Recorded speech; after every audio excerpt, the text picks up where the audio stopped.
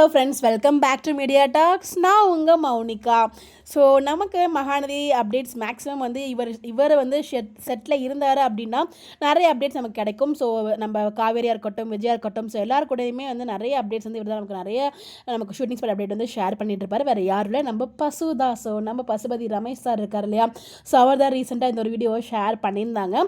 அதாவது பசுபதி ரமேஷ் சார் வந்து இன் real life and real life அப்படின்னு சொல்லிட்டு இது எடிட் பண்ணது வீடியோ எடுத்தது வந்து நம்ம குமரன் ப்ரோ. ஸோ அதாவது சீரியலில் வந்து சரியான வில்லன்னு, பட் ரியல் லைஃப்பில் ஒரு சைல்டிஷான பர்சன் இருப்பாங்க இல்லையா. So maximum of the villain person அப்படி தாங்க இருப்பாங்க. எக்ஸாம்பிள் வைஷால் எடுத்துக்கோங்க.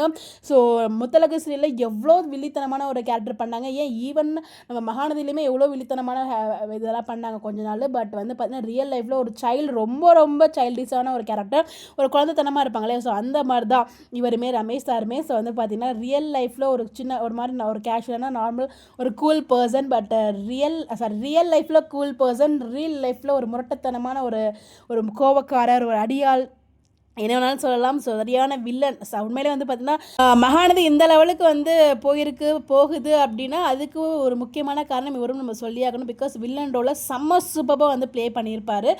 அந்த கேரக்டர் அவரை தவிர வேறு யாராலையுமே அவ்வளோ பர்ஃபெக்டாக வந்து பண்ண முடியாது. வேறு யார் ரீப்ளேஸ் பண்ணாலும் நம்மளால் அக்செப்ட் பண்ணிக்க முடியாது. அந்த மாதிரி ஒரு சூப்பர்பான ஒரு ரோல் வந்து ப்ளே பண்ணிகிட்ருக்காரு. அவரோட ஆக்டிங்குமே ரொம்ப நல்லாயிருக்கும். அதுவும் விஜய் கிட்ட அந்த அடி வாங்குவார் பாருங்க, அந்த கடைசி நாக்கு, அதெல்லாம் மறக்கவே முடியாது.